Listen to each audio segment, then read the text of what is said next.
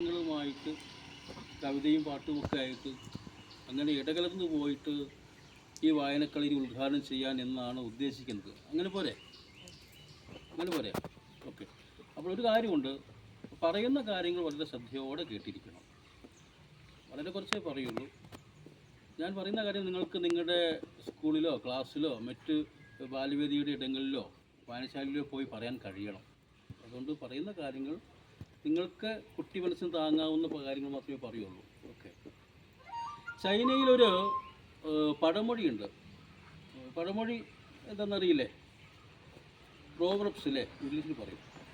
അതേപ്പറ്റിയൊക്കെ മാഷ് കൈകാര്യം ചെയ്യും. നാട്ടറിവുകളെ പറ്റി പറയുമ്പോൾ പഴഞ്ചൊല്ലുകളെ പറ്റിയും പഴമൊഴിയൊക്കെ പറയണം. അപ്പോൾ ചൈനയിലെ വളരെ പ്രസിദ്ധമായിട്ടുള്ളൊരു പഴമൊഴി ഇതാണ്: ഇരുട്ടിനെ കുറ്റപ്പെടുത്തുന്നത് നല്ലത്, അന്ധകാലത്തെ പഠിക്കുന്നതിനേക്കാൾ നല്ലത് അവിടെ ഒരു മെഡിക്കൽ കത്തിച്ചു വെച്ചാൽ മതി. ഒരു ഗുണപാഠമുണ്ട്. എന്താണ്? നമ്മൾ ഇരുട്ടിനെ ഇങ്ങനെ കുറ്റപ്പെടുത്തിക്കൊണ്ടിരിക്കുക. അത് ശരിയാണോ? ഇരുട്ടിനെ അകറ്റണമെങ്കിൽ എന്ത് വേണം? പ്രകാശം വേണ്ടേ? ഓക്കെ.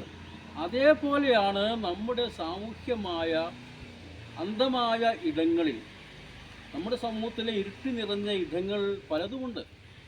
വിദ്യാഭ്യാസമില്ലായ്മ, അക്ഷരബോധമില്ലായ്മ, എഴുത്തും വായനയും അറിഞ്ഞുകൂടായ്മ, പരിസരങ്ങളെ പറ്റിയുള്ള അറിവില്ലായ്മ. എന്തിനേറെ പറയുന്നു, പുതിയ പുതിയ സാങ്കേതിക വിദ്യയായ മൊബൈൽ ഫോണുകളെ പറ്റി പോലും നമുക്ക് അറിയാത്തവരുണ്ടോ എന്ന് ചോദിച്ചാൽ ചിലപ്പോൾ ഉണ്ട് എന്ന് പറയുന്നു. ഒരുപാട് പദ്ധതികൾ നമ്മൾ ആവശ്യത്തിൽ നടപ്പിലാക്കുന്നുണ്ടെങ്കിലും പല കാര്യങ്ങളിലും നമ്മൾ അജ്ഞരാണ്. അപ്പോൾ നമ്മുടെ അജ്ഞത മാറ്റണമെങ്കിൽ അവിടെ അറിവാകുന്ന മെഴുകുതിരി കത്തിച്ചു വെക്കണം എന്നാണ് ഈ പഴമൊഴിയുടെ സാരം. ഇതൊരു ഗുണപാഠമല്ലേ? ചൈനയിലെ ഒരു പഴമൊഴിയാണ്. അതേപോലെ നമ്മുടെ ഭാഷ, നമ്മുടെ മാതൃഭാഷ, നമ്മുടെ മദർടങ്ക് മലയാളമല്ലേ? ഓക്കെ. നമ്മൾ കരയുന്നതും ചിരിക്കുന്നതും ഒക്കെ ഏതിലാണ്? മലയാളത്തിലാണ്. നമ്മുടെ അമ്മമാർ മുത്തശ്ശിമാർ നമുക്ക് കഥകൾ പറഞ്ഞു തന്നത് ഏതിലാണ്? മലയാളത്തിലാണ് അല്ലേ? മലയാളത്തിൽ അടിസ്ഥാനമുണ്ടെങ്കിൽ, നമ്മുടെ മാതൃഭാഷയിൽ അടിസ്ഥാനമുണ്ടെങ്കിൽ മറ്റേതൊരു ഭാഷയിലേക്കും നമുക്ക് പടിപടിയായിട്ട് കയറാൻ പറ്റുകയുള്ളൂ, ചുവളിച്ചു കയറാൻ പറ്റുകയുള്ളൂ, അല്ലെങ്കിൽ പഠിക്കാൻ പറ്റുകയുള്ളൂ. മാതൃഭാഷയിൽ അടിത്തറ വേണം കൃത്യമായി. മധുരം മലയാളം. ഞാൻ പാടുമ്പോൾ ഒന്ന് ഏറ്റുപാടി ഒപ്പൊന്ന് കൈയടിക്കുകയും ചെയ്യുക കേട്ടോ. ഞാനൊരു മിടുക്കൻ അല്ലെങ്കിൽ മിടുക്കിക്ക് ഇങ്ങനെ ലിസ്റ്റ് തരാം, നിങ്ങൾ ചെയ്താൽ മതി കേട്ടോ. ആരാ കുറച്ച് വളരെ ധൈര്യത്തോടെ മുന്നോട്ട് വരിക കേട്ടോ. ഒരാൾക്ക് ഭാഗം ആരാ അതൊന്ന് കൂട്ടുക ഇങ്ങനെ. ആര്? ഓക്കെ.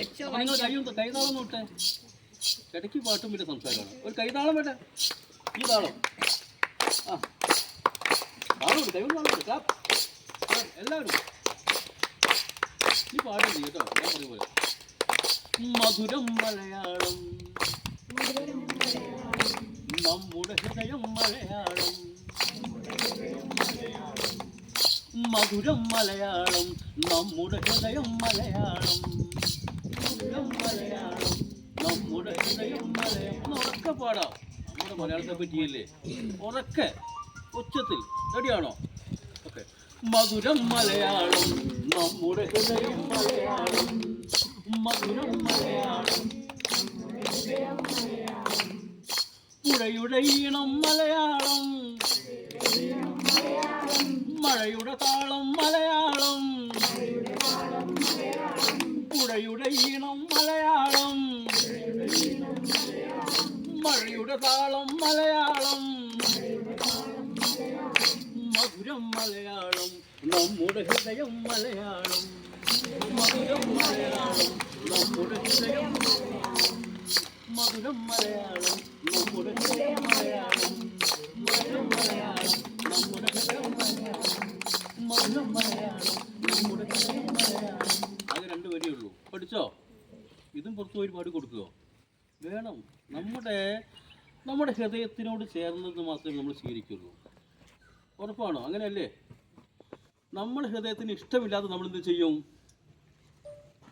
നമ്മൾ നമ്മളെ മനസ്സിൽ ഇഷ്ടമില്ലാത്ത നമ്മളെന്താ ചെയ്യാം? നിരാകരിക്കൂലേ, ഒഴിവാക്കൂലേ, ഇഷ്ടപ്പെടില്ല. നമ്മുടെ അമ്മയെ ഇഷ്ടമല്ലേ? അച്ഛന് ഇഷ്ടമാണോ? നമ്മുടെ അധ്യാപകർ ഇഷ്ടമല്ലേ? നമ്മുടെ വായനശാല പ്രവർത്തകർ ഇഷ്ടമല്ലേ? നമ്മുടെ സഹപ്രവർത്തകർ കൂട്ടുകാർ ഇഷ്ടമല്ലേ? അയൽപ്പക്കക്കാർ ഇഷ്ടമല്ലേ? അങ്ങനെ എല്ലാവരെയും നമുക്ക് ഇഷ്ടപ്പെടാൻ കഴിയണം. അവിടെയാണ് നമ്മൾ മനുഷ്യനാകുന്നത്. മനുഷ്യനാവണം എന്നൊരു കവിതയില്ലേ, അതങ്ങനെയാണ്.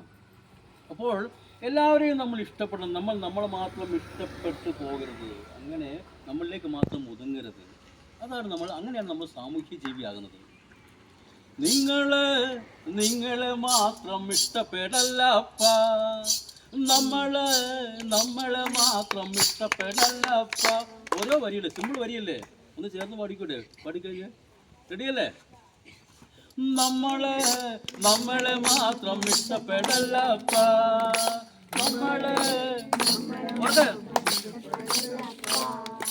നിങ്ങളെ മാത്രം ഇഷ്ടപ്പെടല്ലപ്പ, നിങ്ങളെ മാത്രം ഇഷ്ടപ്പെടല്ലപ്പ.